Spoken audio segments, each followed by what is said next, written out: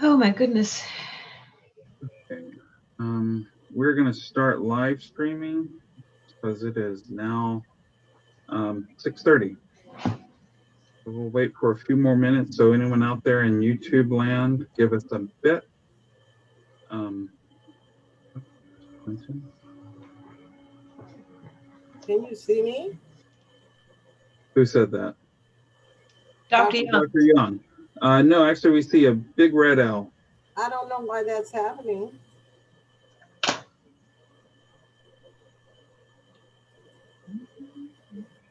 Hello, John. Here I am. There you go. Hi, John. You want to unmute yourself and introduce yourself to the candidates that are here? My job is to introduce myself. No, I'm talking to John Fox, our vice chair. He will be moderating tonight. Okay. And my name is Thomas Bilbo. I'm the chair of the Stonewall Democratic Club. So thank you all for coming. We're going to be getting started here shortly.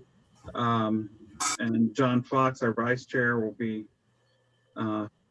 moderating this for everyone.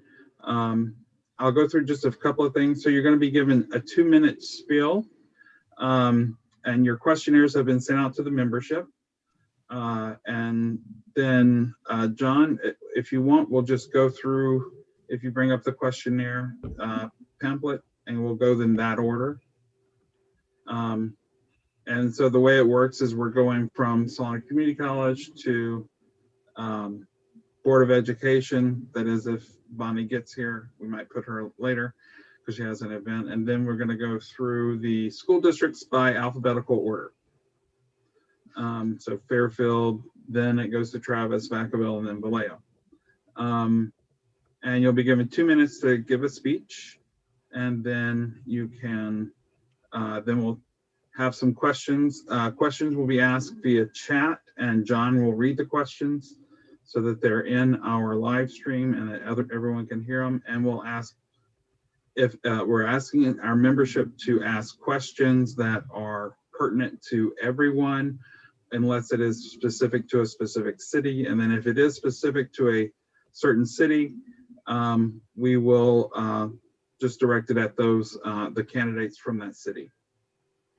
Okay. And we are live on YouTube. So welcome to the Stonewall Democratic Club Education Endorsement Meeting. Everyone out there, John Fox, I will let you take it away and I will just monitor the room. Thank you, Tom. Good evening, everyone, and thank you so much for being here tonight.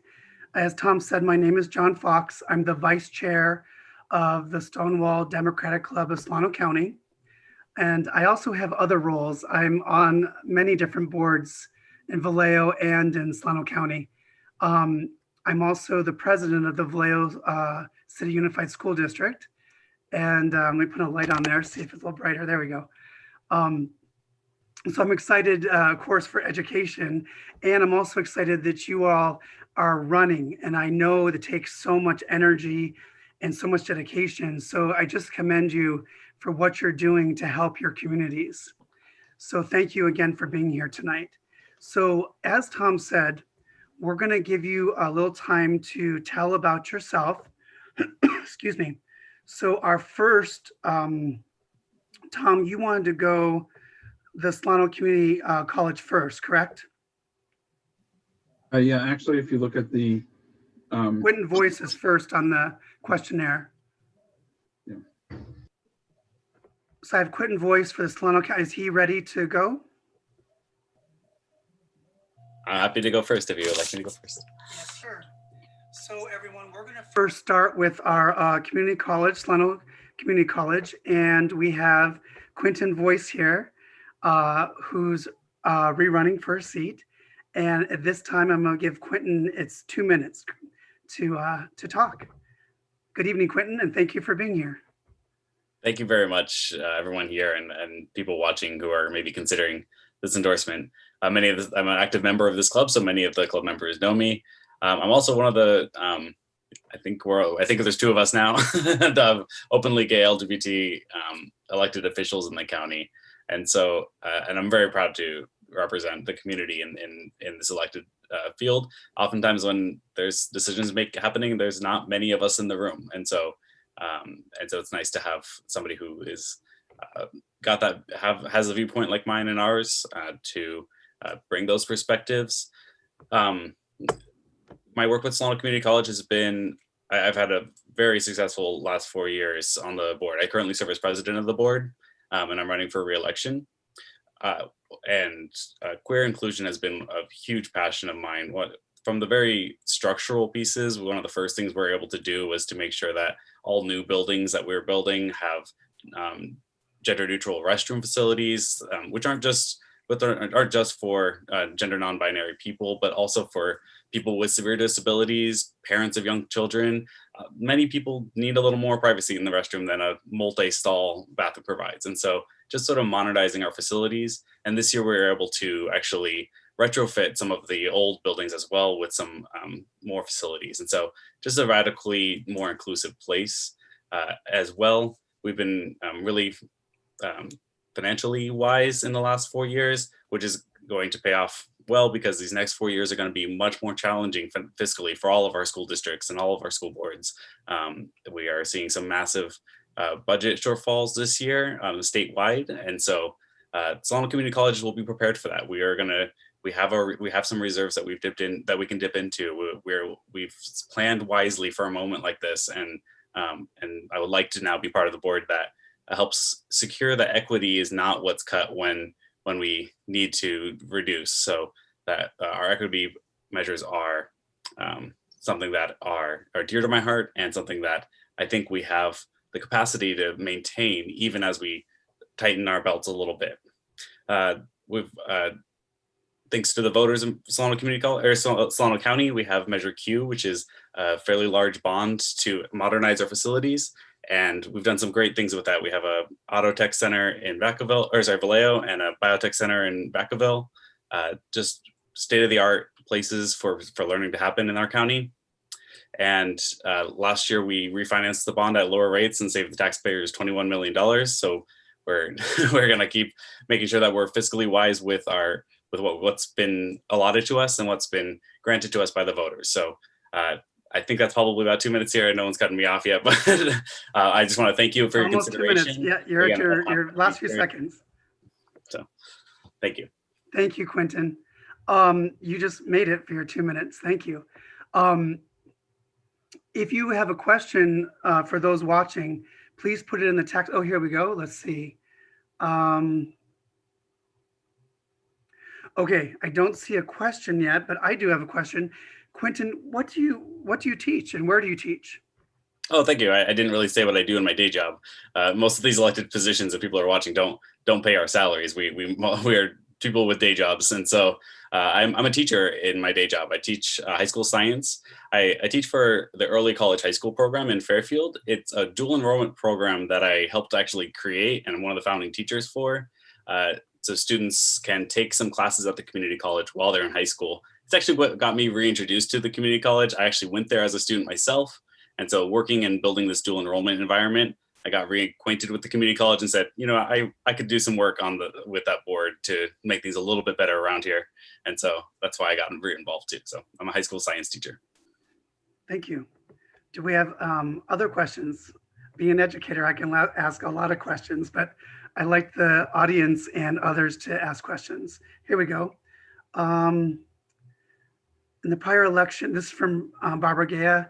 In prior elections, many young new voters were registered. How is COVID affecting this? I don't know if I can answer that. I mean, I don't know if that's to me, but I think a lot of this is going to be we'll see with elections, but it's going to be really tough. Young voters are some, especially college going, are some of the hardest to pin down with location. They move often, they're renting rooms, they're crashing on couches. So there was some of the hardest to count in the census, and so do your census. If anybody's watching, do your census. And also really some of the hardest to do, vote by mail. And so we're really, really hoping that that they can make sure that they are getting that ballot wherever they've registered. Even if they've moved, even if that was their parents' house and they're now at college or whatever they're going to be, and that they take the initiative that voting this time is more important than I feel like every election we say more important than ever, but really is important. So hopefully they do. Thank you, Quentin. Do we have other, thank you, Barbara, for the question. Do we have other questions? Tom or Jonathan, do you have a question? John, why don't we just ask this question and the one about what they do for a real living? Because this is very important, but we all know that it doesn't necessarily pay the bills. Now let's go ahead and do the introductions. Okay. And I do have videos for 3 people that could not be here tonight. Okay. So it looks like, so Quentin, thank you very much. We're going to move on now. Tom, is that correct? Yes. Okay. And the questionnaires are also available. So we are now on, Tom, you're going to start the video? Is it for Catherine Frost? Catherine after Frost that. is with us. Yes, I'm here. Would you like? Yeah, me no, to I know, start? I know you're here, but I wanted to know if we're going to do the video first or go to Catherine. No, we'll do them in order. Okay. Yeah, So then Catherine's next. All right, Catherine is our next speaker. Catherine is running for Solano County, Solano Community College, District 7. Thank you so much for being here tonight. And again, for 2 minutes, would you please introduce yourself? Thank you for inviting me. My name is Catherine Frost, and I am running for governing board at Solano Community College, District 7. I have recently retired. I've worked for 35 years in higher education, mostly in community colleges. 18 of those years were at Solano Community College, and I am also a Solano Community College alumni, where I graduated with 2 associate degrees. I have a bachelor's degree in sociology from UC Davis and a master's degree in sociology from Cal State, Sacramento. I've mostly worked in enrollment services throughout my career, and I am very up on all the issues related to equity, student guided pathways. I've helped many students throughout my career. I am running for this position because I have always been an advocate for students, and I feel that this is the next step in my career to be able to achieve this at this level and help students in a different way. I'm very excited about this opportunity, and am very excited to stay engaged in higher education. There comes a time in everyone's career where you're kind of, done with working in certain levels, and I think that I contributed enough to where I'm ready to move on to this level. And I'm very excited to come back to my home college, Solano Community College, and look forward to hopefully winning this election. Thank you, Catherine. I think you told us, Tom said people talk about what they do during the day, but you said you're retired from I just retired, yes, from Contra Costa College was my most recent position, where I was the director of admissions and records. While I was at Solano College, I was the dean of admissions and records and the assistant registrar. Wonderful. Thank you. Mhm. Tom, what was the second question you wanted to make sure people talked on? Barbara's question. Well, I think, yes, for COVID, but I also think for, well, distance learning, definitely. But okay, I'll read Barbara's again. But this is for young vote. All right. In the prior election, many young new voters were registered. How is COVID affecting this, in your opinion, Catherine? Well, I know that working in admissions and records, it's a requirement for us to have voter registration tied to the student registration system. So that is always available to students as they register for classes. There is a link for them to also register to vote. So that information is available for students, and so they should easily be able to access that if they need to register. Thank you. Mm-hmm. All right. Any other questions? No. Thank you, Catherine. Thank you for being here tonight. Sure. So now we're going on to Bonnie Hamilton. And Bonnie Hamilton is with our Solano County Office of Education. John, Bonnie is not with us. She is coming from a fundraiser event and she'll be joining us a little bit later. Okay, thank you. I was looking at the list that you put in the chat. Yeah. Okay, so then after that, we have a video for Bethany Smith.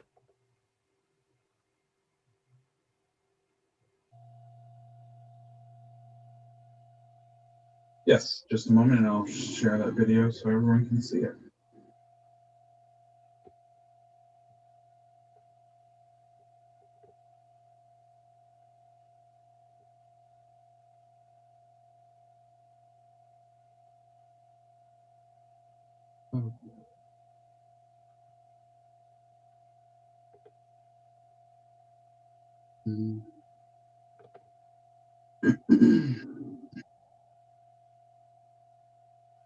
Okay, can everyone see my screen?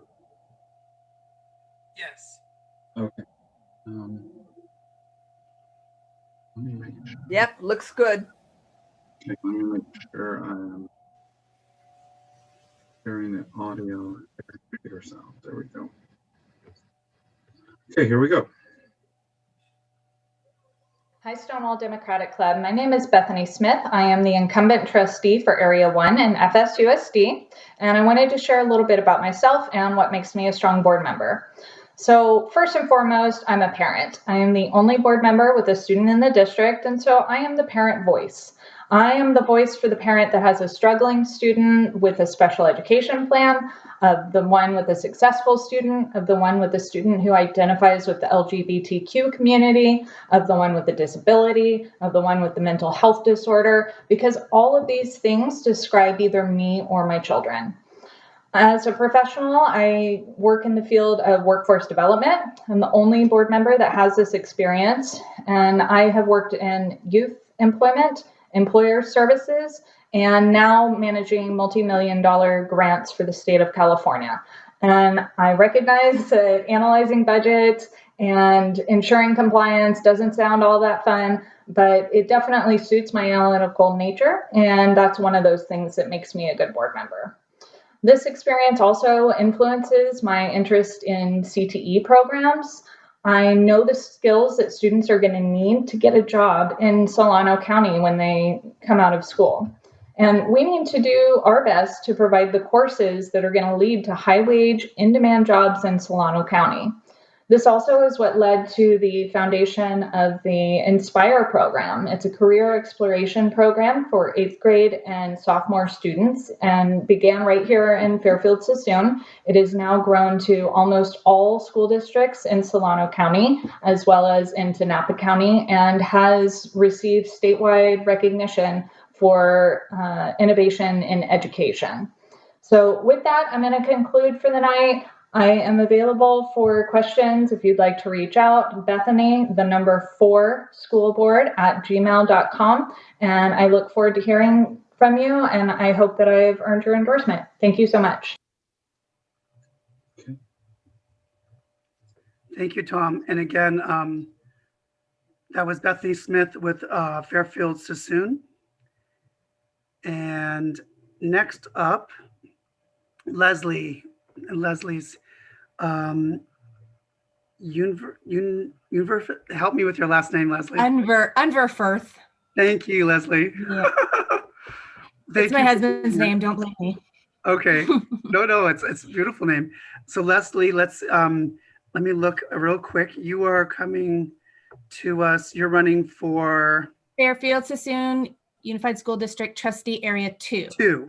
District 2. Okay, yeah, I got it. All right, wonderful. Please tell us about yourself and you have 2 minutes. Okay. I am Leslie Unverfirth.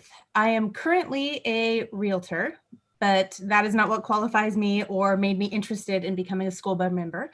I am a parent of 3 young children.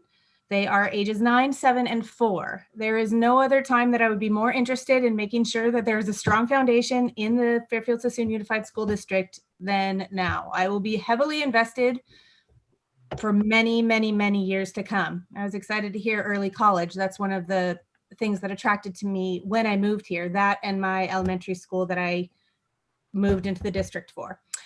My background is I am a scientist by education. I have both a master's and a bachelor's degree in science. I was a high school science teacher at the beginning of my career path, and I very much enjoyed that. I worked both in a very affluent district, and then I also worked outside Salinas in a migrant farming community of Gonzales.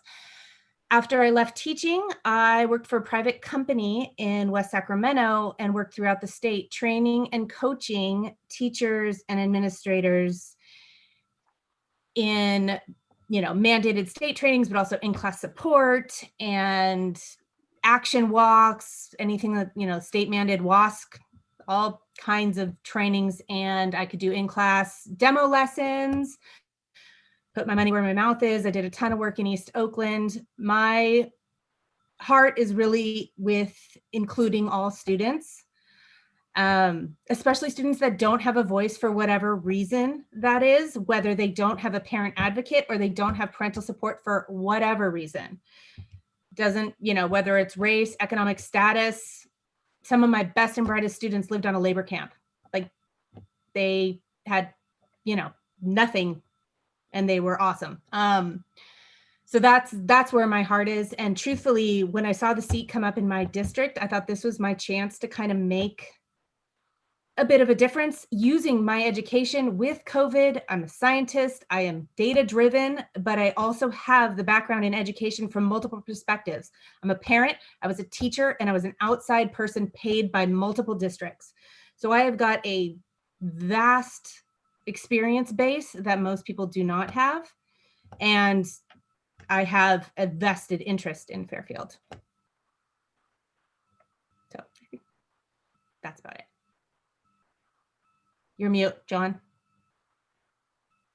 Thank you. You talked about your past positions, which are vast. Would you please remind me, what are you currently working on during the day? I'm a realtor. Okay, that's right. You started off with that. Okay, boy, you have a full gamut. And then the second question that was Barbara's question was about getting the youth that are registered and during COVID, the struggles with that. So obviously that's your question to make older kids, but knowing teenagers, like I know teenagers, which I would include 18-year-olds, 19-year-olds, young 20s, they need to see the information in their faces. I loved to hear that that's tied to their community college registrations.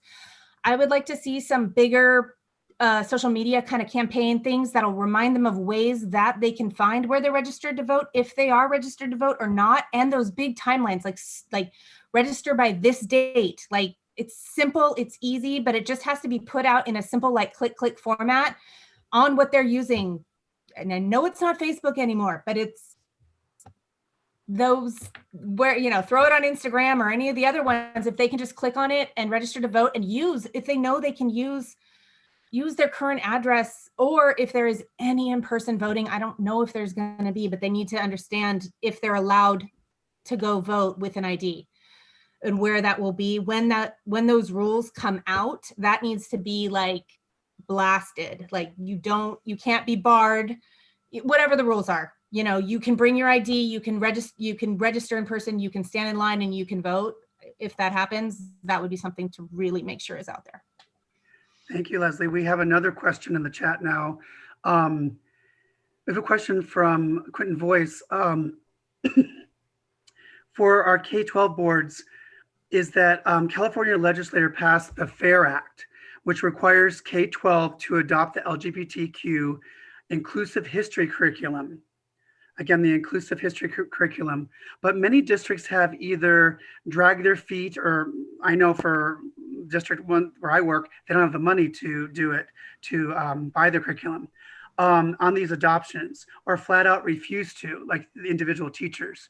Do you think the LGBTQ inclusion has a place in the K-12 curriculum? I do think it does, absolutely. When it comes to any group, anyone who has a difference, whether it's, the racial differences have been much more highlighted recently, but I really feel like kids, if they're educated and understand acceptance from a young age, however that is, through exposure, and finds someone who is like them, whether it's in a story in the class or a picture in a book, or I don't know about the whole curriculum. I'm not familiar with it. I totally believe that there will be plenty of districts who will say there isn't money for it. Whether there is or not, I mean, there is going to be pushback. I would not push back. I've been actually quite surprised at how there is not a lot of LGBTQ anything, in my opinion, in Solano County. I'm a newer resident, but I've hopped around the state of California. I grew up in the LA area. I lived in Davis. I did a lot, worked a lot in Sacramento. I lived in Santa Cruz. It was all very much more, I actually was kind of taken aback at the fact that I feel like Solano County in general just seems to be slower on acceptance. Thank you, Leslie. Mm-hmm. And again, thank you for being here tonight. I really appreciate you having me. All right. Next, we have up Anna Patero, and Anna is coming to us. She's running for Fairfield Sassoon Unified School District, District 6. District 6. Anna? Yes, Are you ready? I'm ready. And did I say your name, your last name, Patero, correctly? Yes. Oh, good. I can't stand mispronouncing names. And I'm sorry, Leslie, I didn't say your last name properly. But thank you. Anna, thank you so much again for being here tonight. And would you please tell us about yourself for 2 minutes? Okie dokie. Well, I fundamentally believe that the value of a community is dependent on the excellence of its schools. I'm Anna Patero. I'm a 17-year resident here in Fairfield. I teach at Solano Community College. I am a communication studies professor there. I used to coach a speech and debate team. I'm heavily involved in the community. In fact, I helped establish and am a part of the Adopt the Street program here in Fairfield. Thankfully, lots of our streets have been adopted. I think a clean environment is really important, and for all of us, and especially for our children. I also am a former Fairfield Little League volunteer baseball umpire. I'm thoroughly enjoying doing that. Unfortunately, COVID-19 kind of did put a kibosh on our Little League baseball season this year. Also, the reason why I'm running for school board is I fundamentally believe that we need, in educational equity, we need to support our Title I schools. We need to implement and maintain our CTE programs. I believe we need to really focus on our CTE programs and bring more CTE programs to our schools. And most important, I think we need to take care of our teachers. Teachers are exhausted. I hope now people appreciate what teachers have brought to the table in terms of educating our students. Smaller classes are so important. I also believe in an LGBTQ curriculum. In fact, I support AB 331, which is introducing ethnic studies into the K-12 curriculum. They just passed 1460 for the CSUs, and now I'd like to support that in the K-12 because there we can include LGBTQ studies and also introduce more LGBTQ authors into the curriculum. And third and most important, I think we need to bring music and art back to our school full time. I believe that an educated populace is a productive populace, and for all of those reasons, that's why I'm running for FSUSD School Board Area 6. Thank you, Anna. And you did that just in 2 minutes. You're very good. All right, Anna, you told us about your day job. You're a professor at Solano Community College. And for the question, since you're running for a K-12 district, I'm going to go with the K-12 question. And this is also, I'm glad Quentin brought this, so this is dear to me as well. And I'm proud that Vallejo has adopted curriculum in this. But unfortunately, as I said to Leslie, where I work, there's excuses of no money to adopt curriculum. But if there's laws that you have to teach certain things in your social studies, it should happen. But again, in the question, I'll read it to you. Some teachers with their religious beliefs, or some teachers feel uncomfortable, or they don't know where to get supplies. Not supplies, the curriculum or the supplemental materials. So let me read the question. My question is for K-12 boards in the California legislature passed the FAIR Act, which requires K-12 to adopt LGBTQ inclusive history curriculum. But many districts have either dragged their feet on these adoptions or flat out refused to do so. Do you think the LGBTQ inclusion has a place in our K-12 curriculum? It absolutely does. And as I said, in addition to that, another way to get it in there is to support AB 331. That is the ethnic studies curriculum to ensure that ethnic studies is a graduation requirement for high school requirement. If you include LGBTQ, that'll count as that, and so they can include that into the curriculum as well. I definitely support that. I also think the state needs to think about, when adopting textbooks, to look into and adopt more LGBTQ authors. I think that's important as well.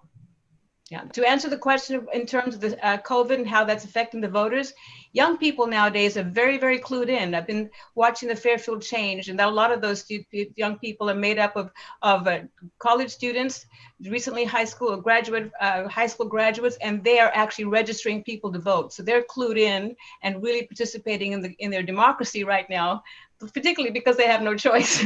This is what they've been given, and they're really, really engaged in their democracy right now. So I think COVID has affected our students in a very positive way, in that they're actually participating in their democracy and registering not only themselves or families, but other people in the community to vote. So I just answered 2 questions here. I appreciate that, Anna. You've been paying attention. You anticipated both those questions, making it run so smooth. All right. Thank you so much for being here, and we'll move on to our next candidate. John Silva, we do not have a video for, so I think we have to move past that, correct, Tom? Yeah, he is trying to send it, but he's having a little technical difficulty. So whenever we get it, we'll play it or whatever. Perhaps later on. Okay, so Christina Palmer. Christina Palmer is our next candidate, and Christina is running for trustee of the Travis Unified School District, District 2. Christina, are you here? I'm here. Oh, there you are. Okay. Good evening, Christina. Thank you for being here tonight. And would you please, you have 2 minutes to tell us about yourself. Okay. My name is Christina Palmer, and I've been a Vacaville, Travis Unified School District resident for 16 years. I've lived in Solano County for 18 years. I have been a advocate for the CTE and virtual enterprise programs for Solano County Office of Education since 2012. And I've been really active with making sure that I am a part of their judging and their facilitating mentorship, especially when they have their event once a year in Oakland. All the high schools that have a virtual enterprise or CTE program come to Oakland once a year to do their mock trade show, and I've been very active in that.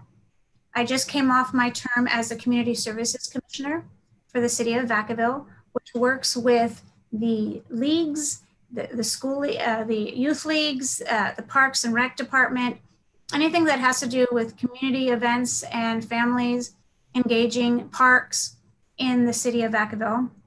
So I just finished my term in April. In 2016, I was one of John Garamendi's Women of the Year for the contribution and community service work that I've done throughout the years.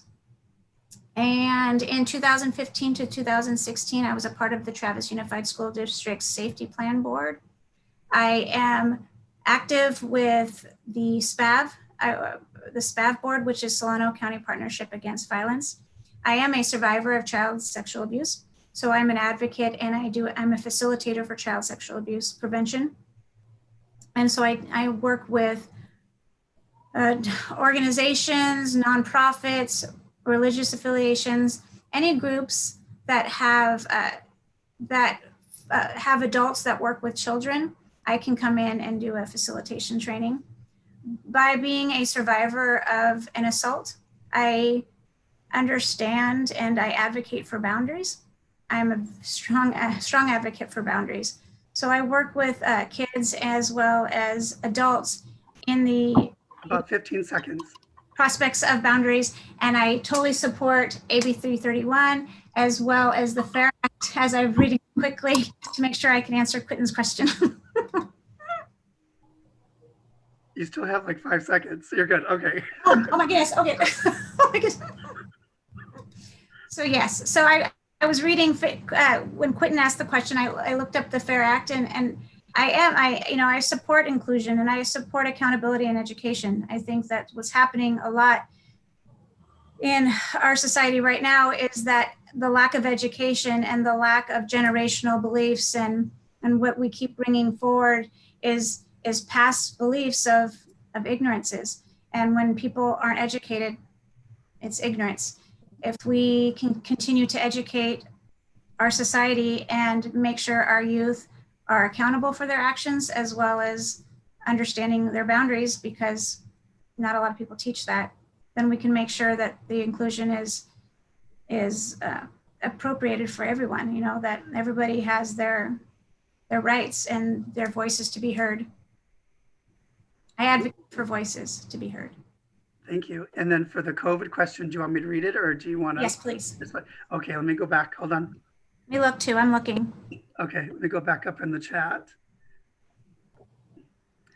Okay, Barbara Gaya asked, in prior election, many young new voters were registered. How is COVID affecting this?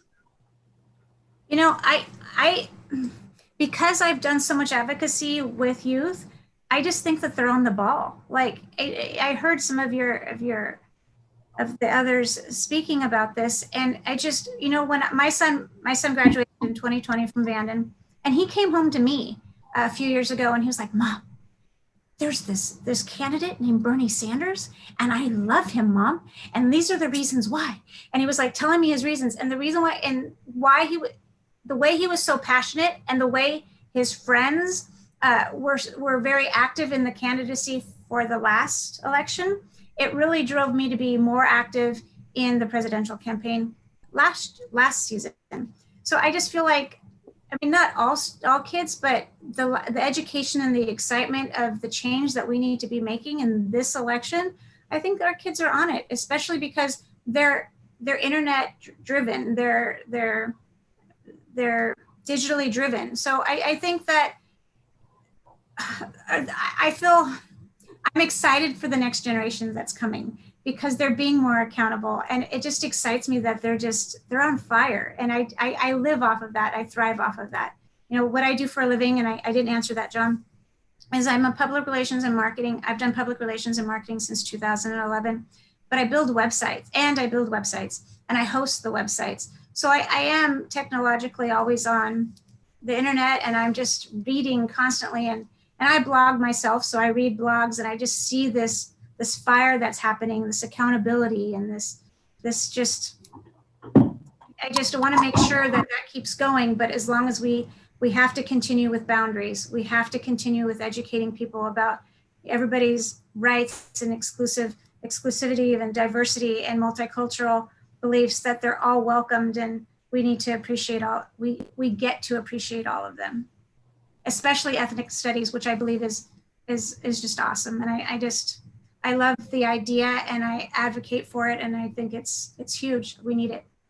Absolutely need it. Thank you so much, Christina. And I think you hit on all the questions. And again, thank you for circling back about your what you do, your day job. I forgot about that. Thank you. All right. So our next candidate, Tom, did Bonnie Hamilton sign in? I am here. You are here.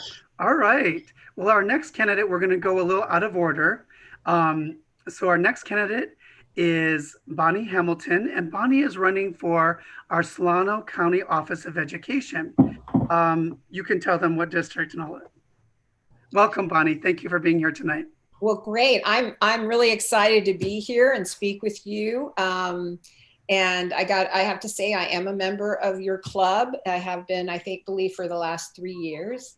And as a pediatrician, mom, and community volunteer, I've spent almost 30 years improving our community and caring for the well-being of our local kids and families. I know what it means to stand up for our most vulnerable children and prioritize their health and safety. I'm running to serve on the Solano County Board of Education to help safeguard that our students have access to the best education possible, especially during these uncertain times. I have the practical experience to meet the challenges we're facing with this global crisis and to serve our community by looking out for the health of our kids, families, teachers, and staff. And these ongoing issues that will arise as we recover from this crisis will need expertise and vigilant attention. Education was my pathway to opportunity. I grew up in humble surroundings and know the challenges facing many working people. As a junior in high school, I attended vocational technical school and commercial art and worked in that field during my senior year. My high school English teacher encouraged me to go to college, and I worked to put myself through college, and a guidance counselor advised me to pursue medicine. I chose to practice medicine in Solano County because of its diversity and sense of community. In my medical practice, I have treated tens of thousands of kids. Through my work in organized medicine, I've led other doctors around the county, state, and nation to create and advocate for policies that improve patient care and public health. I'd be a fierce advocate for accountability and transparency in our schools to safeguard that resources end up in classrooms where they belong. I'll focus on solutions to address the chronic underfunding of our schools in Solano County, and will prioritize getting all kids the technologies they need to succeed. I'll ensure that safety nets are in place for our students, which is particularly vital during this age of distance learning. 15 more seconds. And I'll work so our schools are places where every student can find opportunities, success, and a path to purpose like I did, whether by going to college or learning a valuable trade. And most importantly, I'll consider the needs of the whole child, the circumstances that affect their ability to learn, and the importance of their role in our community. Thank you so much for your time and consideration and the opportunity to interview. So I'm happy to take questions if we're ready. I may. So Bonnie, I think you might have missed that we have the same standard questions. So during the day, you're a pediatrician? I am a board certified, fully licensed pediatrician. And I was with Kaiser Permanente for 25 years, and they gave me the golden handshake in early 2016. So since then, I've focused my attention on volunteering in the community. I'm a CASA volunteer. I'm on the Library Foundation board. I facilitate a county climate policy action team. I was past president of the Northern Solano Democratic Club last year, and I serve on the Democratic Central Committee. I was appointed in 2018 and elected this past March. So I have a 22-year-old daughter who's been who just graduated from college and is going back to school, and tomorrow morning, leaving her mother. She's been sheltering in place with me since mid-March and graduated virtually in June. So she's going to start graduate school in Washington at the same school. So I am fairly keep myself. I also still serve on the Solano County Medical Society, and I was president of that society in 2000. So I'm also involved in organized medicine still. Thank you. The next question that we have two more. So the next question is, Barbara Gay asked, in prior elections, many young people, new voters, were registered. How is COVID affecting this? How is it affecting whether they are continuing to be registered, you mean, or the rate at which they were registered? Is that the meat of the question? Maybe I don't quite understand. I think. Can I clarify? Go ahead, Barbara. We used to, members used to go out to the college and put up big tables and register students, and we can't do that now. So that's a little clarification. I should have put that in there. Well, it's one of those things, but you know, the League of Women Voters has been so active in doing voter registration and going into local high schools and so forth, pre-COVID. I know that Measure 18, which will allow 17-year-olds to vote in the primary in an election year where they would be able to vote, be 18 when the general election comes around. I think that, and I don't know about this year and COVID, but I do know that these efforts will contribute to that as we go along. So I think, I believe you could do virtual voter registration efforts in the schools, like League of Women Voters did in the classroom.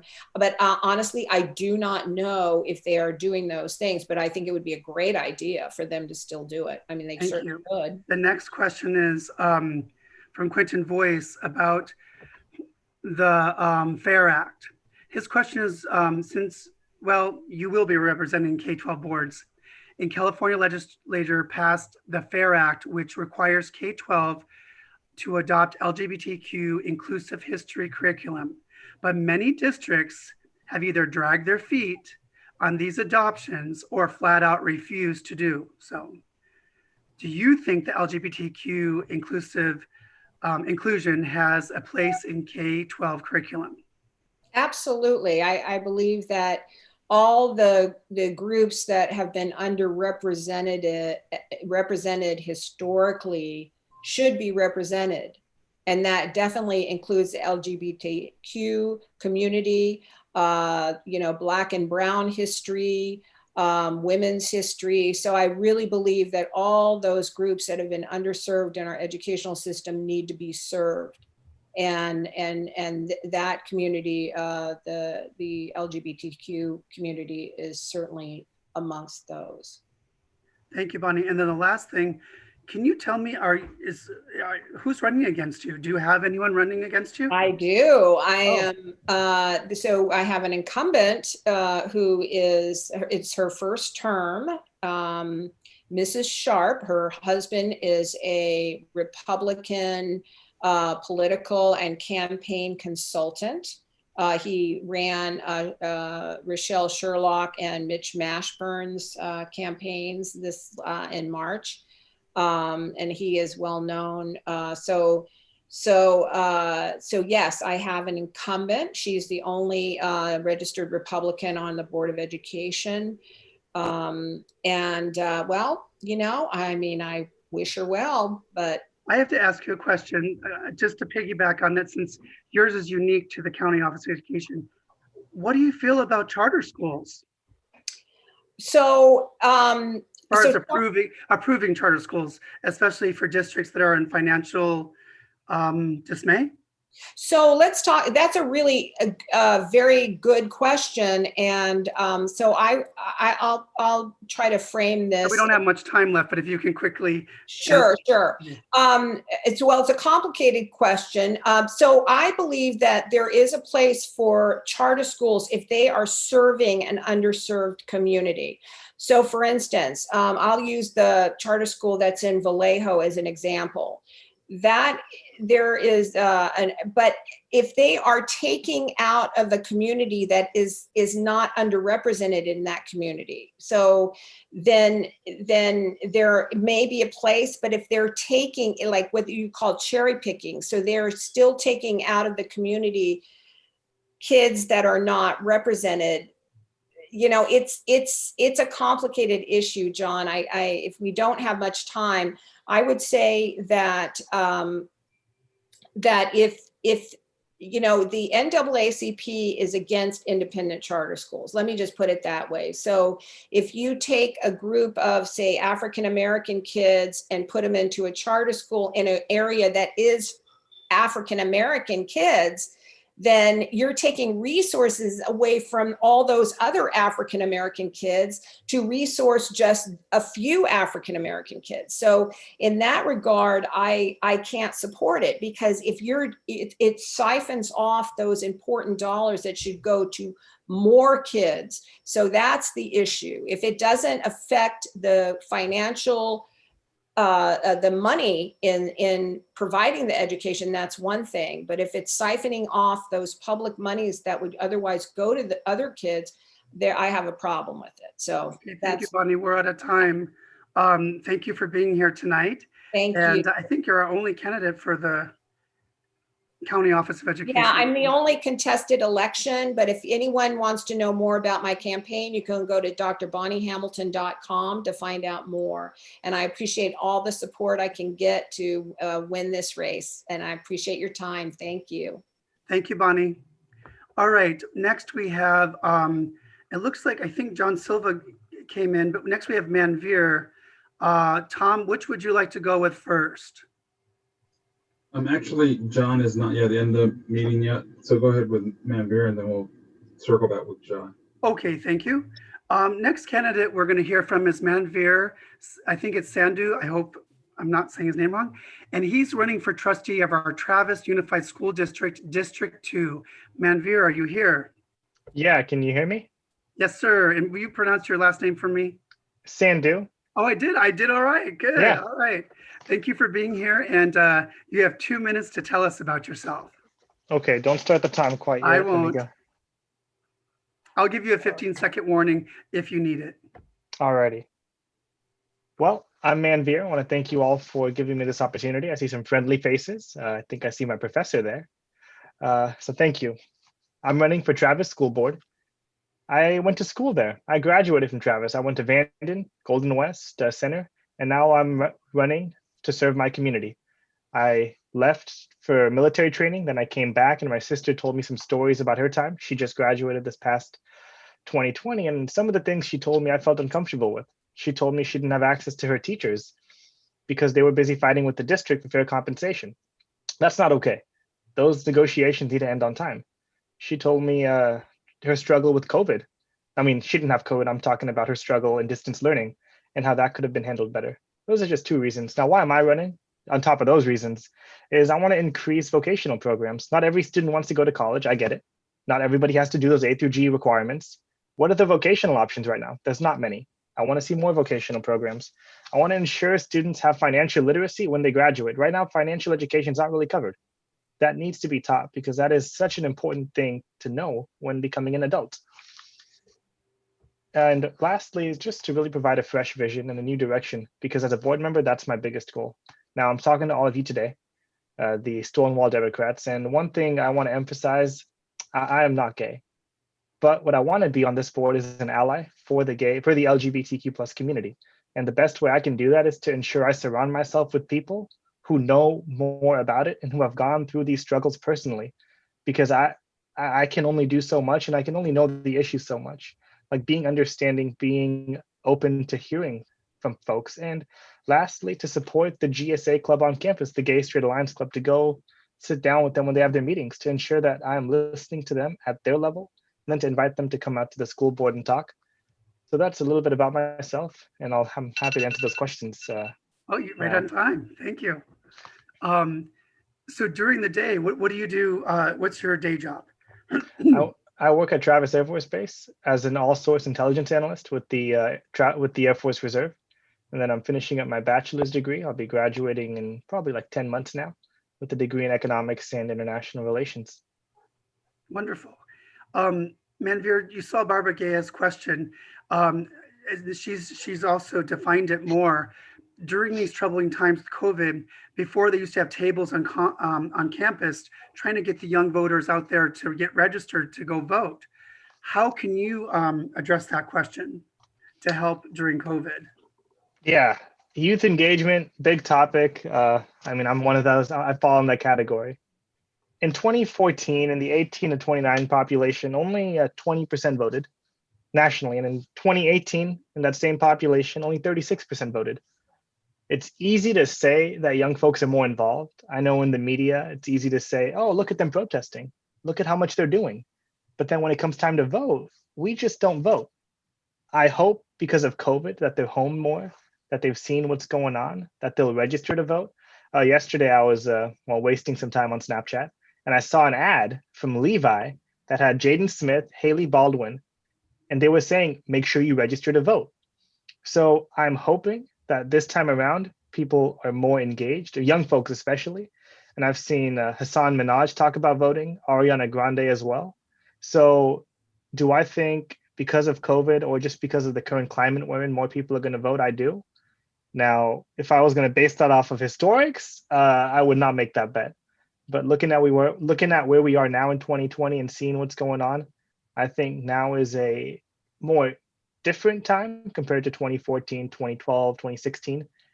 So I think it'll increase, and I think we'll probably get a voting rate in this election for the youth from 18 to 29.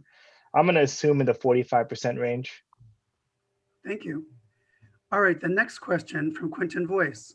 My question for K-12 boards is that California legislature passed the FAIR Act, which requires K-12 to adopt LGBTQ plus inclusive history curriculum, but many districts have either dragged their feet on these adoptions or flat out refused to do so. Do you think that LGBTQ inclusion has a place in K-12 curriculum? Yeah, I do. It's important to have an inclusive environment. Now, does that mean we need to include more history? Yeah, of course. Well, I mean, we've already heard about AB 1460. Now, with that implementation, will some of these topics be covered in it? I think that's something we'll see going forward. So hopefully that will address it. And yeah, I think that hopefully answers the question in regards to that. Thank you. And I think that's all the questions. Do you have anything last that you'd like to say? We have a few more seconds. I think someone just posted a new question. Oh, here's one. Thank you, Brenda. Where do you see yourself in 10 years? Wow. Okay, give me like 10 seconds to think about it.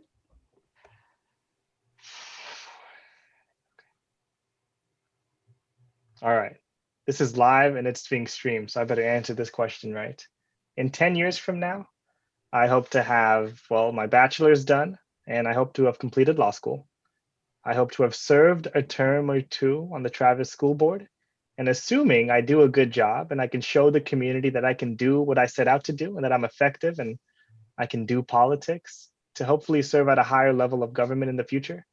Now, maybe that's a state assembly or Congress. I'm not quite sure right now, but I have a passion for civic engagement and I have a passion for politics. I like doing the work. And I'd love to be more involved in that going forward.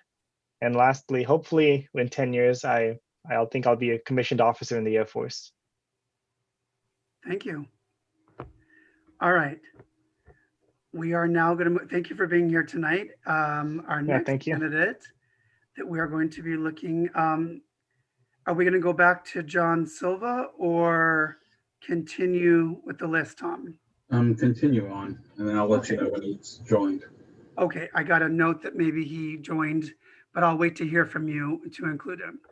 All right, so now we are down to Kelly Walsh. Do we have Kelly's video? Yes, hold on. Thank you.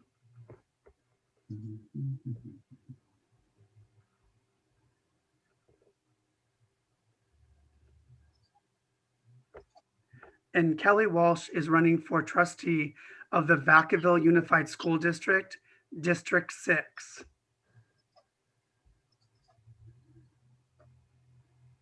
Okay.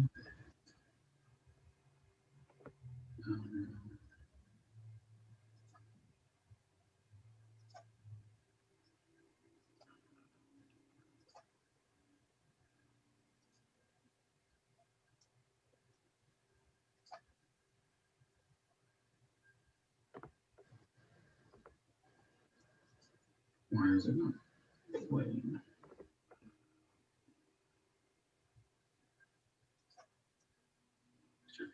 Oh, technical issues.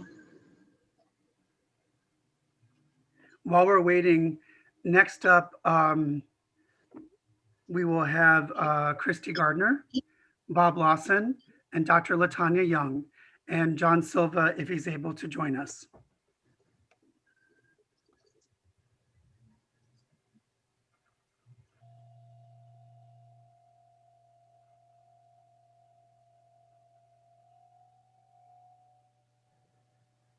Yeah, let's move on and let me see what's going on with this, why it's not. Okay, then we'll see, hopefully we'll see from Kelly Walsh's video later.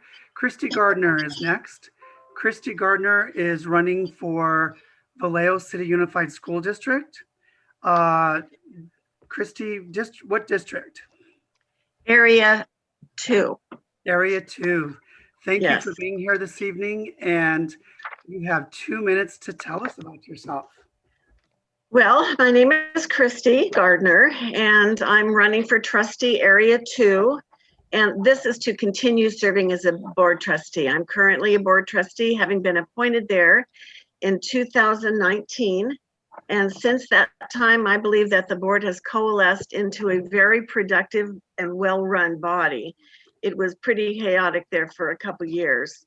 So we've instituted some protocols that have streamlined meetings. We meet prior to the meeting with the superintendent to answer any questions that we may have on board items, and that has helped. It has helped for much better run meetings, I believe, and they're quicker. We're on task, and discussion is held, and we move on. In the district right now, declining enrollment is still an issue, and I believe that we can remedy that. Right now, we have around, I believe it's about 10,000 students. 20 years ago, we had over 20,000 students. So we've declined faster than other communities in California. But I think that we can focus in on creating programs for all students. And I know that several people have mentioned career technical education. We need to beef up our career technical education programs. And I also believe that we need to insert arts education back into the curriculum with more robust visual and performing arts programs. And I have ideas about that as well, being a former drama teacher, that helps.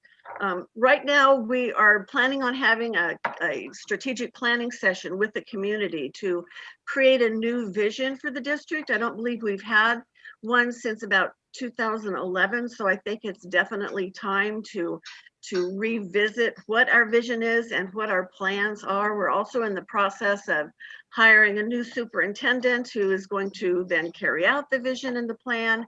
So it's pretty busy right now. That's time. No, Thank you. Keep going. Okay. And I just believe that right now that the district is moving in the right direction, and I want to continue on the board. I believe I'm the best person qualified in this Area 2 race, and I want to continue serving the community. Thank you. And then I'm sure by now you're familiar with our questions. Christy, Yes. What do you do during the day? What's your day job? Right now, my day job is being a candidate. That, and I also serve on the board for Vallejo Sister Cities. I'm retired. I'm a retired educator, and I started my career in Vallejo, and I ended up at the California Department of Education, where I worked in both the Career Technical Education unit and also the Charter Schools unit. So during the day, I'm trying to prepare just for life after working for a number of years. And then next we'll go on to Barbara's question. I think it would attend for our high school students, perhaps for registering. So during COVID, what challenges do you see how do we get these young adults that are turning 18, they're 17, turning 18, to get them registered? I know that the high schools and the COVID has really put a damper on things, but you know what? I have real faith in the students and the kids that are between the 18 and 25, 30, really. I really have a lot of faith in them. And I think that they've demonstrated their action by when we had the active shooter, I think it was at Stonewall High School, or Stoneman High School. I mean, they stepped up. They were the ones that were leading the community. They led their parents. And I really believe that the youth today, they've pretty much got it together, and they are very cognizant of what's going on. And I believe that, and I hope I'm not wrong, I believe that they'll step up and they'll be voting. There was, I think I read someplace where there were some communities that were encouraging young people to be in the voter registration, the facilities to vote, because if they do get COVID, it's normally asymptomatic, hopefully. Of course, they would need to take all the necessary precautions, but they could do that for community service. And I think that would be a great idea to get them even more involved. But I have a lot of faith in the younger generation. Okay. Our next question from Quinton Voice, and I know in Vallejo this has been adopted curriculum, so it is adopted, but far as implemented is this, I think, where we want to go with you on this question. Right. Quinton Voice asks, my question for K-12 boards is that California legislature passed the FAIR Act, which requires K-12 to adopt LGBTQ plus inclusive history curriculum. So it's mostly just on our history curriculum. But many districts had either dragged their feet on these adoptions or flat out refused to do so. Do you think that LGBTQ inclusion has a place in K-12 curriculum? Absolutely. And I think that the younger we start, actually the better, because kids don't have the biases that their parents may have or that older people seem to have. And I think that when you start young and you bring up areas that are accepting of all, they're more readily accepting of all kids. They play with anybody, you know, and I just think that it makes for a better society, the younger that they are, when they're introduced to curriculum like this. And the ethnic studies would be actually a perfect culmination of everything the senior year if they need that to graduate. So I'm totally on with the ethnic studies and including the LGBTQ curriculum in that as well. Thank you. I don't think where you're going to be in 10 years was for you. I think that was for Manveer. Correct me if I'm wrong, but I think that was. I just hope I'm alive in 10 years. Oh, you will be. You better be. But anyways, is there anything else? You still have a few seconds if there's anything else you wanted to add. I can't think of anything. I just know that I've enjoyed serving the community as a trustee and would really like to continue. I believe Vallejo is that diamond in the rough, and we need to step up and really work with our teachers and administrators and the community to step up the educational process in the community. That's where I'm coming from. Thank you. Thank you. Thank you for being here tonight. Next up, we have Bob Lawson. Bob Lawson is running for Vallejo City Unified School District. And let me look for which area. Area 4. Area 4, thank you. Center of Vallejo. There you go, right smack in the middle. Thank you for being here today, Bob. And you have 2 minutes. Tell us about yourself. Okay, well, I'm a native of Vallejo. I was elected to the board in 2016, and I'm seeking re-election, this time in a district that was created in response to a Los Angeles lawyer who's never seen Vallejo. Here we go. I was looking at 8 things that I said I would promise in 2016. I got to wondering, why should I get re-elected to the board? And then I took a look at this and I realized why I should be, because among the things that I backed and supported, community had lost faith in the Vallejo School District, needed a change at the top. We changed the superintendent. School safety issues needed to be addressed. They still need to be addressed, but we've gotten away from the thing of blaming the victims for problems. That was happening all the time. People were afraid to come forward because they would be vilified. The evaluation process in school, we've been trying to make things more rigorous. And if we had portions of our schools, such as certain high school academies that were Mickey Mouse, we've gotten rid of them. They didn't have rigorous standards. We got rid of them. We've changed things. The person who runs the school ought to be the principal, not somebody who comes in from the central office, as was the case before. We've changed that. School board meetings are to make policy decisions and things like that, not to worship the superintendent. That has changed. Cronyism, okay? We've stopped running cronies into key positions in the district and stuff like that, and instead worked hard to get the most qualified people we could. These things started really showing. The last 2 business services officers that we hired during the time that I've been on the board were top-notch people, whereas the one when I came onto the board, may have been a nice person in person, had already been deemed unqualified at this person's previous job, and yet was allowed to come to Vallejo. About 10 seconds.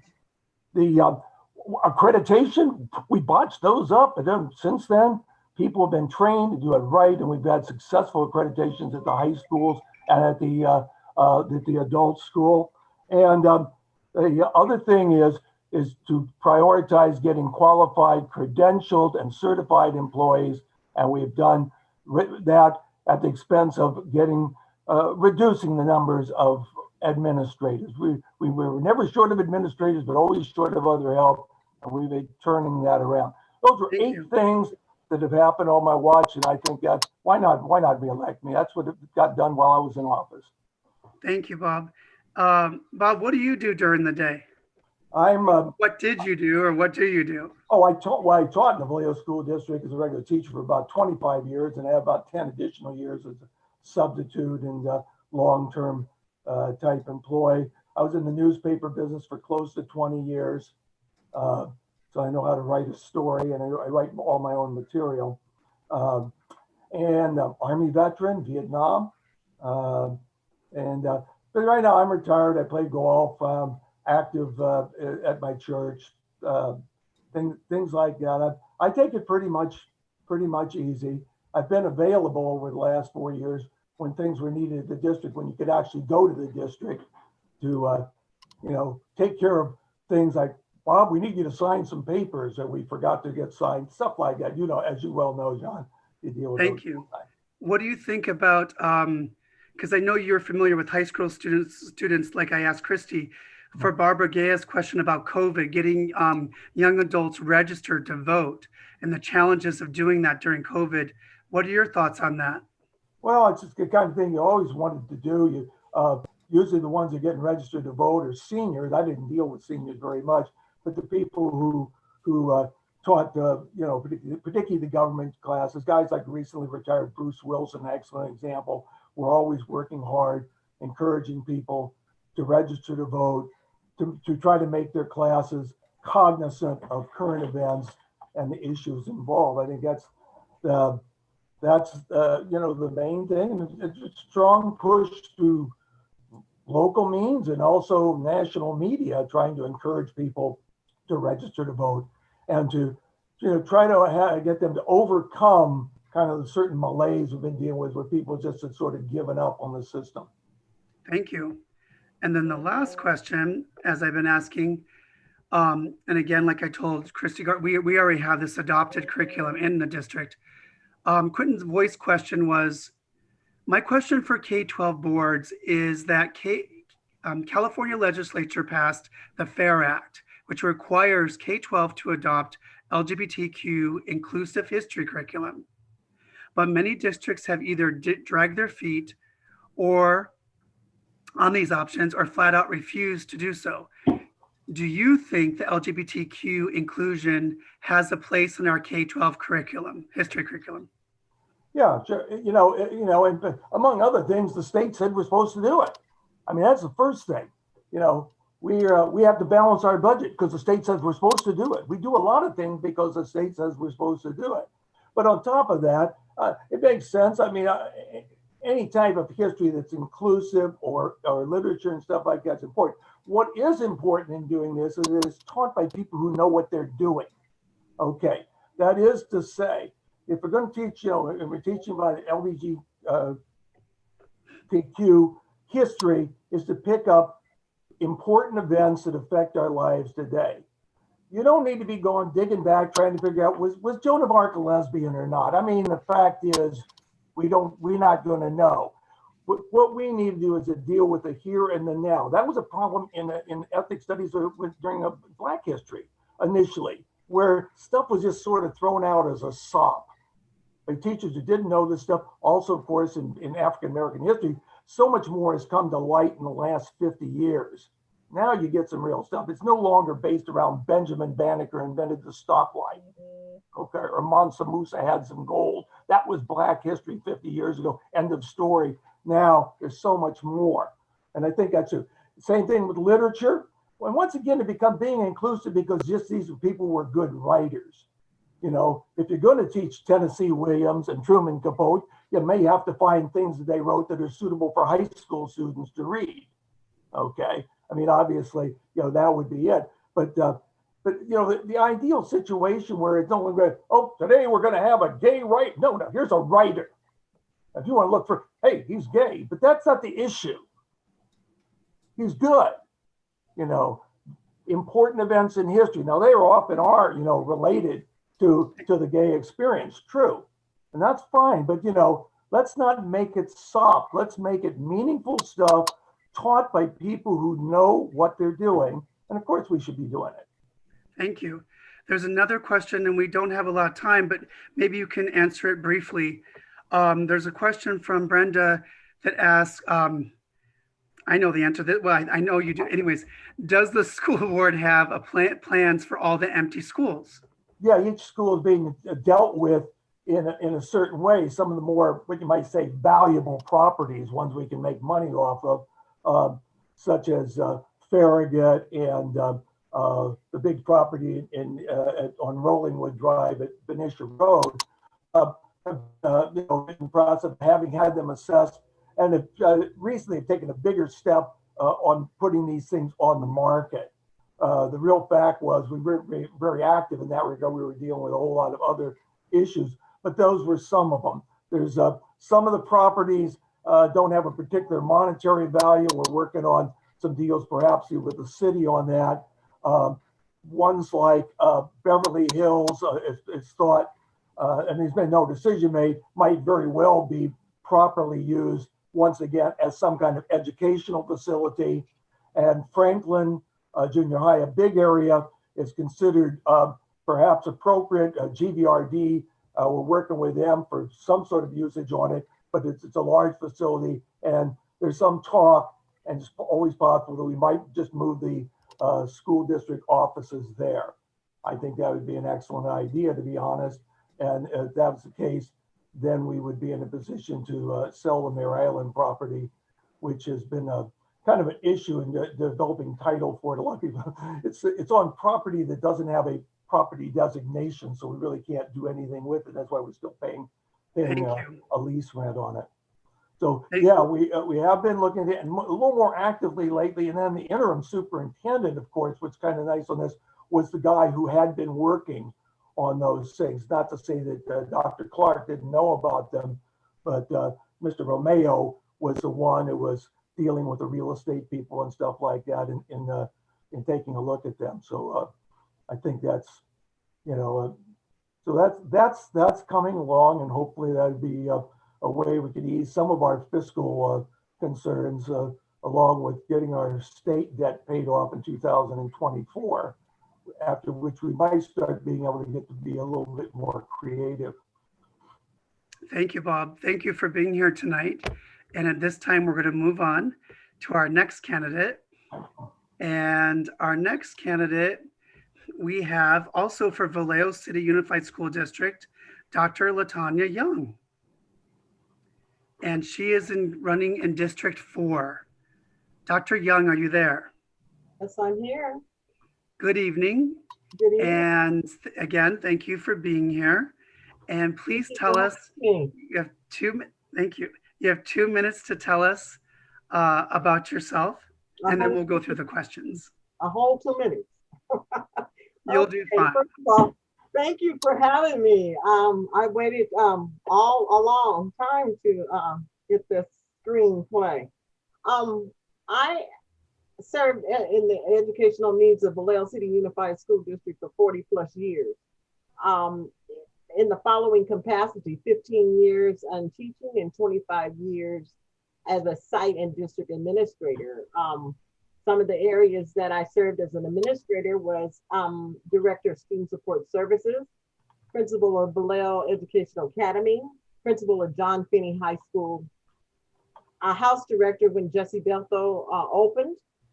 I was a Vice Principal at Hogan High, a coordinator of Vallejo City Unified School District summer school program for a number of years when we did 6-12 and a K-5 summer school offering. My teaching experience: I've been an adjunct professor at Brandman Chapman University in the Teacher Credential Program. I've also taught in elementary school for 15 years. I did Pennycook, Wiedemann, Dan Minnie, and Wardlaw. Now, I'm going to date you a little bit because that's when we had year-round schools, and we moved every 7 years. So that's my background. I am also a born and raised native of Vallejo. I went through the Vallejo City Unified School System. I graduated from Vallejo Senior High School and then went on to Davis. You still have 16 seconds if you wish. I have how many seconds? 12. 12. Wow. Okay. Well, we have questions too. Well, my knowledge, I feel that my knowledge and my experience in educational leadership and team building will be an asset to the board that stands now. If elected, we as a school board can continue to build a vision that we put forth in order to make Vallejo City Unified School District the #1 school district in this area. I have dedicated all my time to Vallejo and Vallejo being a Vallejo resident myself.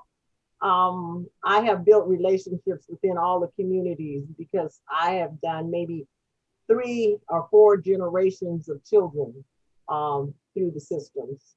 Thank you. So at this time, I think you're familiar with all of our questions. I'll start first with. I've changed as we've gone, but anyway, let's go. Okay. Dr. Young, what do you do during the day? I keep busy. I'm retired, first of all. I work with Fighting Back Partnership. I am on the board of directors and the current president of that nonprofit organization. As Outlook, sometime I work for a company that Christy probably really knows about, but I work part-time for Chico's clothing store, because that was one of my minors in college. It was fashion design and marketing. Very nice, thank you. So I'm busy. I'm also working with my my organization, CASA, California Association for Afro-American Administrators and Superintendents. I work as a mentor for the aspiring superintendents and administrators on that team. Thank you. For Barbara Gaya's question about getting the older youth registered to vote, it's a little challenging during COVID. How do you see, like for our older high school students, getting them prepared to vote during COVID? Well, you know, sometimes things happen for a reason, and not necessarily a reason, but anyway, this pandemic has brought a family unit back together. And you have children now in a family unit watching the television, watching what's going on in the nation, and having conversation about it. So the youth now are more in tune with what is going on around them and what's important to them.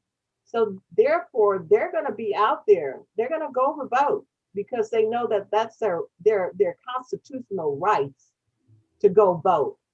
It's obvious by all the protesting. It's obvious by how all this stuff has just come to the surface. So I feel that they are going to be the leaders of just which way we're going to go. And they're out there and they're very conscious of their voting rights. So I feel that they will be there. They will be there for us. Thank you. The next question we have 2 more. Quentin Voice's question for the FAIR Act. My question for K-12 boards is that California legislature passed the FAIR Act, which requires K-12 to adopt LGBTQ inclusive history curriculum. But many districts have either dragged their feet on these adoptions or flat out refused to do so. Do you think that LGBTQ inclusion has a place in the K-12 curriculum? Most definitely. I feel this way. Education, which is curriculum, equity is paramount to ending systemic racism. If you're not educated about it, how are you gonna improve it? So the bottom line is we need that inclusiveness in order to understand which way to go and how to go. So yes, I am definitely for inclusiveness of that particular. Thank you. And we have a new question I see from Brenda. Dr. Young, what are your views on charter schools, and do you support them? Okay, my view, as I said, that 40 years is dedicated to public education. So therefore, I can, in all conscience, support charter schools. The bottom line is that public schools can provide just as much as any other thing. We're equipped to do it. We get the money. We have the credentialed teachers to do the job. So as far as charter schools, no, I'm not for that. No. And I really think that we should have a moratorium on how many we put into this district, how many we allow into this district, because there should be a certain criteria for allowing them to come in this district and take the children away from public schools. Thank you, Dr. Young. Is there any last few second words you'd like to say? Well, by endorsing me, or I will continue to share my knowledge. I am a team player, and I have the experience, the knowledge, and I have the relationships that I've built over the years in the community in order to be an asset on the board. I have established, 40 years of service in Vallejo Public Schools with the students, parents, and teachers, and the support that I got from them. I want to make sure that the staff and the children are safe. They have a safe place to be and be educated. I practice and believe in equity, inclusion, and social justice. My name is associated with all that. So in saying, the words of the late John Lewis, when you see something, do something. So I will continue to stay in good trouble. Thank you. And thank you for being here. Thank you for having me. Sure. At this time, we are on to, I think, Tom, did we get John Silva's, or there was 2 videos we're missing, and then that's it for this evening. Yeah, John Silva actually joined us. Oh, John Silva's here. Okay, hold on. I need to find his, well, if he's here, I'll have him introduce himself, because now we're so far into this, I don't even have his paper in front of me. Hi, John. John, I think you're on mute. Okay, can you hear me now? Yes, I can hear you. Good evening. Good. Thank you for joining us this evening. We have I'm 2 glad more. I could be here. We have you and one other, and then we're done for the evening, everybody. It was tough getting here. As you know, I had a meeting. John, where are you a candidate running for? Well, I'm a candidate for school board in Fairfield-Sassoon Unified School District, but I'm the incumbent. I've been a board member in Fairfield for 9 years now. What area is it, John? Is there a I'm in area 6. Okay, area 6. Thank you. You have 2 minutes to tell us about yourself, and then we're going to ask you some questions. Sure. Yeah, tell me when my time's up. I will. Anyway, you already know my name, John Silva. I was born and raised in Fairfield. I've lived in this community now for almost 70 years. I hate to say that, but it's true. And anyway, I'll start by saying that when I was a kid in grade school, not because I was unlikable or a bad kid, I used to fight quite a bit. But I used to fight quite a bit, not because I said I was a bad person. I was different. I was brown. And if you were different, you had to, you were, I won't say I was picked on, but, definitely had a lot of hatefulness, thrown at me because of it. Fortunately, I was pretty good at it. And so by the time I was about 7th grade, they kind of started giving up on that because it wasn't working. And anyway, it turns out that I went into different pursuits after that, and people left me alone. But so let's fast forward today to to today. First, I am a registered Democrat, and I've voted Democrat for almost 60 years, well, 50 years.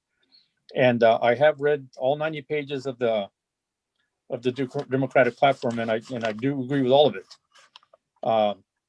And as an elected official, I can say that I've been going to bat for those that can't go to bat for themselves, and I've been doing that for 9 years now. In the past 2 years, I was very fortunate to have gone. I was selected. 2 of us from our district were selected out of 5,000 candidates, and there were only 40 selected to attend an equity workshop given by the premier equity teachers in all of the country. And I have 200 hours of in-class, face-to-face equity workshop. And I would have never realized what I could learn in that amount of time. And it took me, I'll say, a first 100 hours to figure out what equity even was, even though we all use equity as a buzzword. So how does that relate to LGBTQ community? Well, a lot of the problems, what's that? Please finish up, John. Okay. Anyway, so I'm well prepared to handle the injustices that have been coming our way, as far as LGBTQ or any minority. And I have been doing so now for 9 years in my own district. I can stop with that. Thank you, John. Our first question is regarding voting and getting the youth registered to vote. And during this COVID time, there's more of a challenge with that. One person earlier was talking about, we used to have tables we would set up at different schools and get the youth registered at those tables. Well, we have challenges with COVID. How do you see getting the youth registered during this time? Well, by youth, I'm going to say, we're talking high school seniors here, and a little bit maybe younger, getting them, primed, and of course, out of high school into college. But you're right, we used to have tables set up because I worked some of those tables, and but fortunately, with the advent of Zoom, as we're doing now, and all the virtual learning that's happening, the whole country, in our area for sure, has shifted very quickly into distance communication and virtual learning. So I think it would be, with our social medias we have today, they're getting faster and faster and more efficient at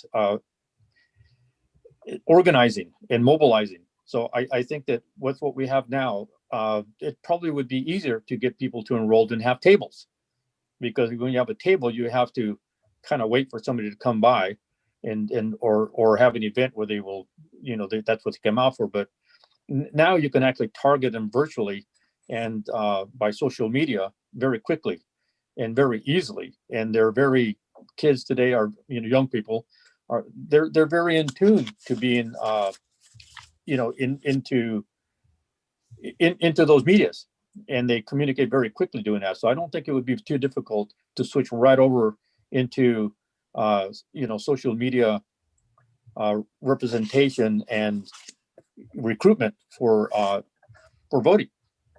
Thank you. Our next question is regarding the FAIR Act. This is from Quinton Voice. My question for K-12 boards is that California legislature passed the FAIR Act, which requires K-12 to adopt LGBTQ+ inclusive history curriculum. But many districts have either dragged their feet on these adoptions or flat out refused to do so. Do you think the LGBTQ inclusion has a place in K-12 curriculum? Well, absolutely. But first, let me just say that if there are districts that are dragging their feet, and I'm sure there are, a lot of shame on them. It is the law, and it's something that they're going to comply with, whether they're ready for it or not. In my particular district, which is the only one I can really speak for, and you probably know, I know Quentin knows her very well. Our education director of materials is Jen Rush, and she's probably listening to this right now, but if she's not there in person. But anyway, she is extremely good at vetting materials. And she is, I believe, a member of the LGBT community. And I've seen the materials that she pulls forward for the board to okay and to vote on. And she's very meticulous about picking inclusive materials. But, you know, from a more personal standpoint, we need to do a lot more of that. I believe that the LGBT community is something like 16% of the general population. You know, with that and with the equity lens, 16% of our teachers, of our administrators, of our political officials should be LGBT community. That's just the way it should be in order to reflect and represent our community properly. Thank you, John. The last question, well, this is a new question that was just Okay. posed during when our last speaker was speaking. Mm-hmm. Do you support charter school? What are your views on charter schools, and do you support them? Well, I don't support charter schools. My views are mixed on them. As a board member, I have opposed charter schools, but mainly let me just qualify that with, there are charter schools that are doing some good. In certain areas, especially rural areas or inner cities, they seem to be thriving better. And I'm not going to say they're doing better, because nationally or even as a state, they do poorer than general public education does. And that's a fact, a statistical fact. They don't do better. There are maybe a few that do, but not actual charter schools.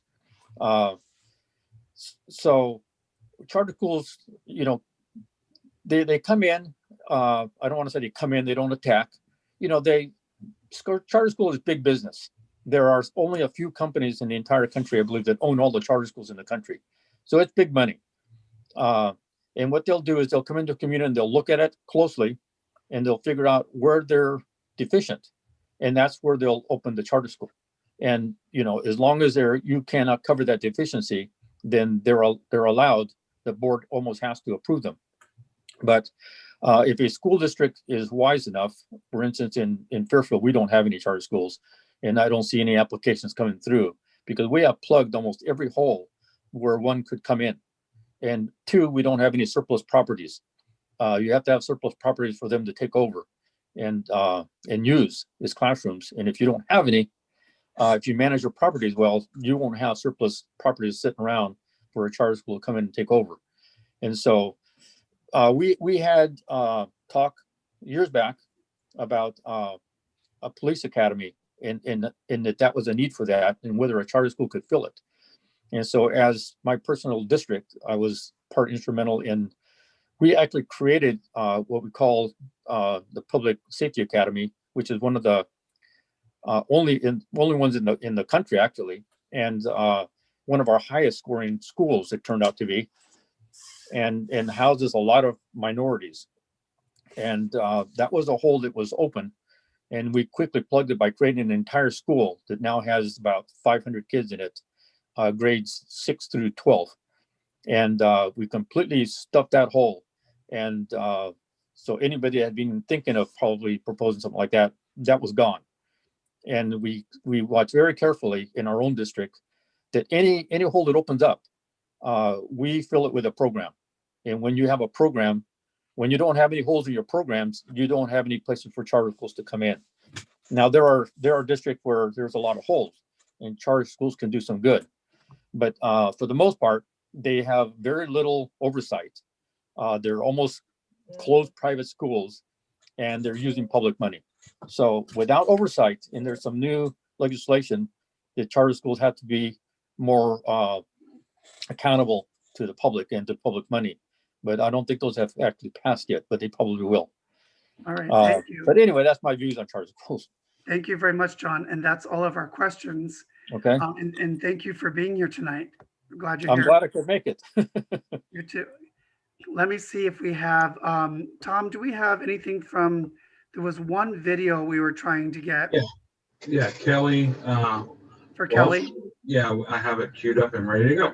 Kelly Walsh is running for trustee, Vacaville Unified School District, District 6.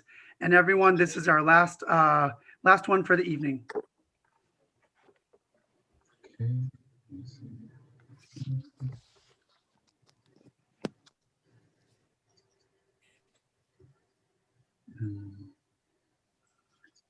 Are you seeing? Hi, Stonewall seeing members. the This video? is Kelly Welsh, and I'm running for the Vacaville Unified School District Board of Trustees in Area 6.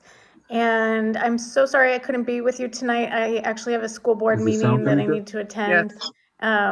But I really appreciate your time and your consideration of my campaign.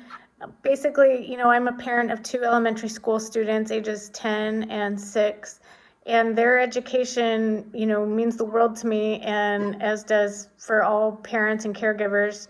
And basically, I have grown up with a passion for education. My parents were educators, and I really think there needs to be some progressive change here in Vacaville.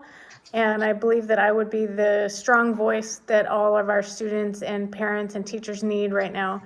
As a new school board member, I think I'd bring my vibrant passion to the work and challenges that I would encounter daily. I have a documented career in public service, and that's provided me with the tools to develop a consistent leadership style. And my experience as an attorney has also enhanced my communication and writing skills, which I think would be beneficial for the school board. We have underfunded schools, and I fully support the Schools and Community First proposition that's on the November ballot, and would provide about $7 million for Vacaville Unified Schools. So I'm a big proponent of that. And basically, overall, I believe I'm a strong candidate for the Vacaville Unified School District Board of Trustees.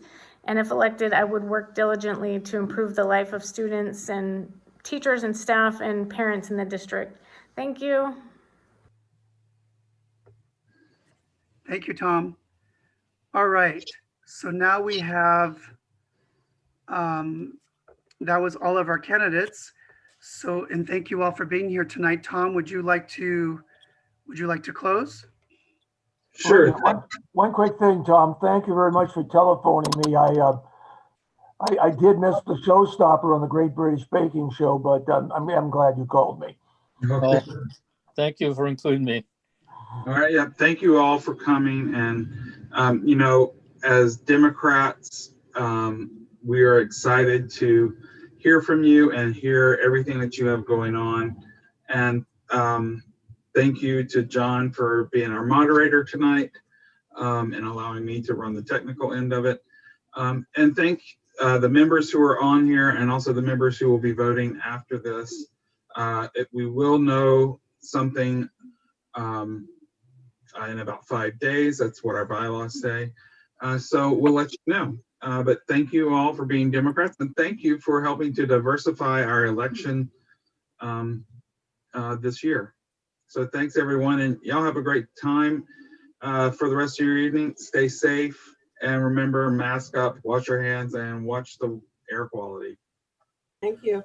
All right. Thank Bye. you, everybody. Stonewall Democrats. Thank you. Good to see you all.